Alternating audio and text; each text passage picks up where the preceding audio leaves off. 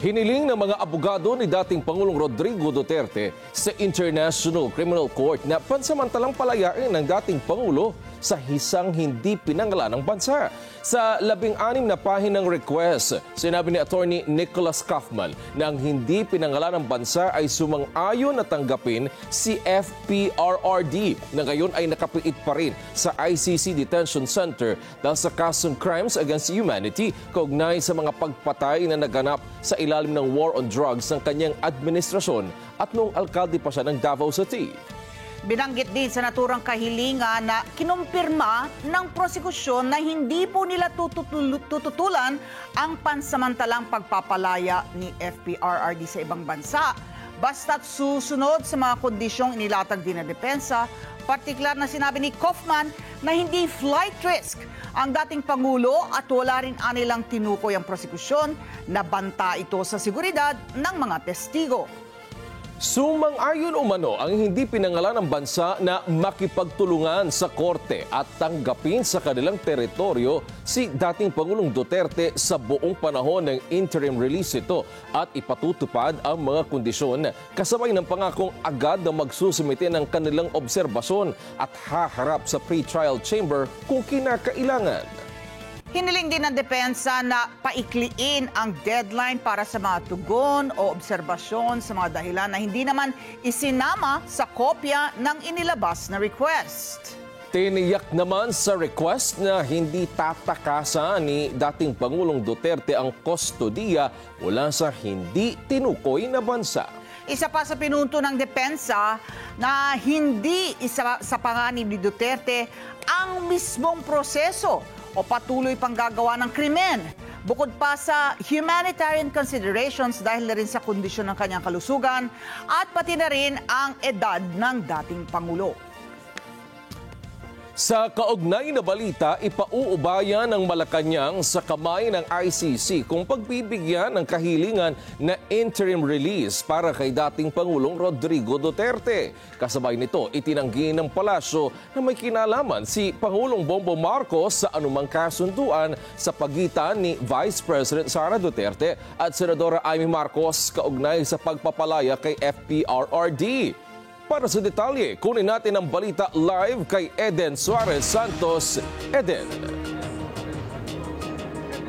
Yes, Wedge, bahala na nga raw ang International Criminal Court o ICC kung pagbibigyan ang hirit o hiling na interim release para kay dating Pangulong Rodrigo Duterte. Ang tanong na lamang ng Malacanang ay kung inaamin ba o tinatanggap ng dating Pangulo yung mga kaso ng pagpatay na isinama doon sa kasong isinampa sa kanya, laban sa kanya sa ICC, o ito lamang ay isang strategy o taktika ng kampo ng dating Pangulo.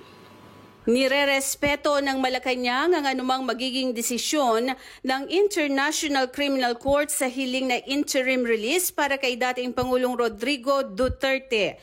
Yan ang sinabi sa press briefing sa Malacanang ni Presidential Communications Office Undersecretary Claire Castro nang tanungin kung ano ang posisyon ng Malacanang sa petisyon ukol sa pansamantalang paglaya ng dating Pangulo. Anya, hayaan na lang ang ICC kung pagbibigyan ng request ng defense team para sa interim release. Sa ICC na po kasi yan, nasa kamay na po ng ICC kung ano po ang kanila magiging decision o resolution on that matter.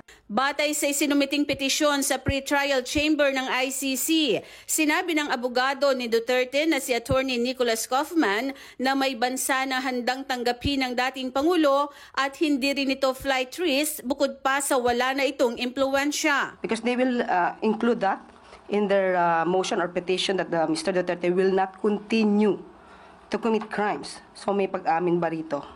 And anyway, if that's their strategy, sana lang po ay mapaniwala nila yung mga ICC judges at huwag nilang masabi later na ang kanilang mga pinangako, dahil may mga pangako sila sa kanilang sa petisyon, ay masabing nagbibiro lang sila. Idiniin naman ni Castro na walang kinalaman si Pangulong Ferdinand Marcos Jr. sa anumang kasunduan sa pagitan ni Vice President Sara Duterte at Senator Amy Marcos kaugnay sa pagpapalaya kay FPRRD. Sa isang meeting sa mga OFW sa Kuala Lumpur, Malaysia ay sinabi ni VP Sara na isinasama niya si Senator Amy kahit saan siya pumunta dahil ito ang magbabalik sa kanyang ama sa Pilipinas dahil ang kapatid nito na si Pangulong Marcos ang nagdala sa dahi kay FPRRD. Ito ba yung binanggit niya na hostage niya, Yes. si Senator Amy Marcos? Well, yan po ay kasunduan ng dalawa, ng Vice Presidente at ni Senator Amy Marcos. Ang Pangulo ay hindi at walang partisipasyon sa kanila naging kasunduan. It is, the President is not a privy to the contract or agreement between a user and a person willing to be used.